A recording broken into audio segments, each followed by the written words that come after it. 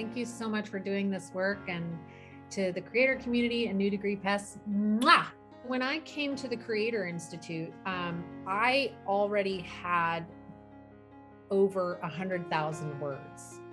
So unlike many authors that start with an idea and 0 words that come to the Creator Institute, I had an idea that I'd been working on for 5 years at that point. So what I was struggling with last year, this time, was 1, how I was ever actually going to get it done.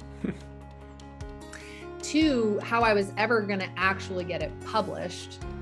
And for me, in my case, one of my biggest fears was the rejection that I might face after so many years of painstakingly hard work and, both spiritual work on my own part, but then the work going into writing the actual thing and getting the story down. And I just was like, I was almost so afraid of that rejection itself that it was a paralyzing thing to getting the book done, right? So when I had my initial conversation with Eric Custer, who is just such a dynamic human being, and so grateful for him, I was actually kind of concerned that I might not get accepted to the program because I'd written too much already. And that was like not an issue. He was not at all. I don't think he's afraid of anything. We know he has fears, but you know what I mean? I will never forget. And I put this in the acknowledgements of my book, but he told me, he's like, all right, at the end of the call, he's like, all right, this is gonna be fun. And I thought to myself, did he hear what my book is about? Like, how is this going to be fun? Like, I disagree. But I thought, you know what, fine. If this guy says it can be fun, then it'll be fun. So I came to the program with a lot of material, but I desperately needed help organizing it. And I desperately needed the help of my developmental editor. That was like the thing. I didn't realize how valuable the community was actually going to be now on the back end, I can say, oh my gosh, all these other authors that I got to connect with and all the coaches and everything, like, wow. But what I was so excited about was the developmental editor, because what I needed was to figure out the arc. Like, I had ideas in where the story was going to end, but I had no idea how to I just couldn't figure out how to put it together. So I'll say that from start to finish, including a handful of beautiful pictures in my appendix, my book is actually only 214 pages. So I'm excited about the fact that it is actually so concise. It's a little under 50,000 words total. So I think it's like 49,000.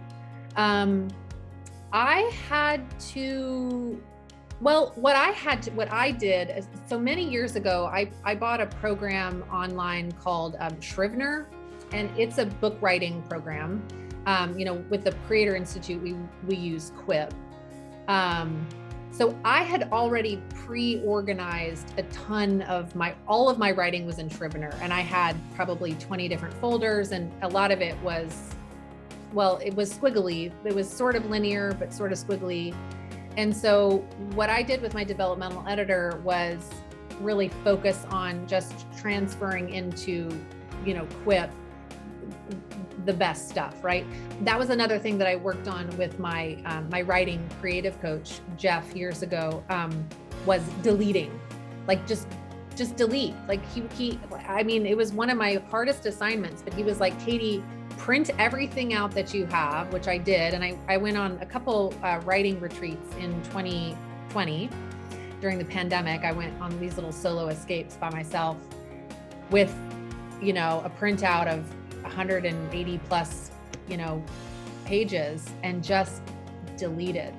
Just not being afraid to let go of the crap, because so much of what we write, it's a lot of what we write is no good, and that's okay. But the point is you've got to get it down on paper in order to see what you've got. And so what I did with my developmental editor was get the good stuff in there, start seeing the arc. So in a funny sort of, twist of the story, my book is completely linear. It is chronological. It's written in the past tense, but it's totally linear. But it couldn't have gotten to that point if it hadn't been all over the place in a million different pieces.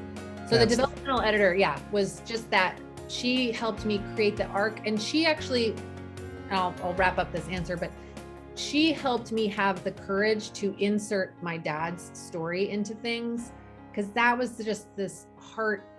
There was a lot of grieving there was a lot of healing that happened while I wrote the book, especially with Melody, my developmental editor, because I finally could acknowledge how much I really do miss my dad and what an incredibly huge impact he had on my life.